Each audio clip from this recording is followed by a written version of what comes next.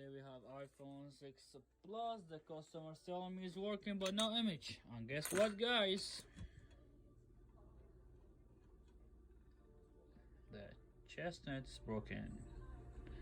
So for sure we will not have image.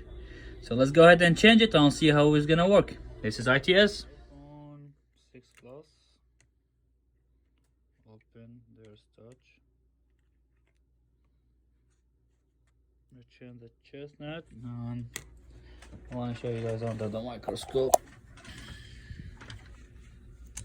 how it's broken was.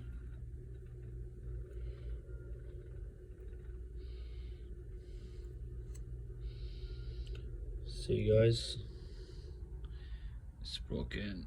So I just changed it, the chestnut, because it's broken, and we have phone back to normal. Okay guys, thanks for watching this iPhone 6 Plus, no image. I just want to show you guys how sometimes it's easy to replace things and make it work. iPhone 6 Plus, no image, because the chestnut broken, so we changed it. I took it from another phone. Thanks for watching.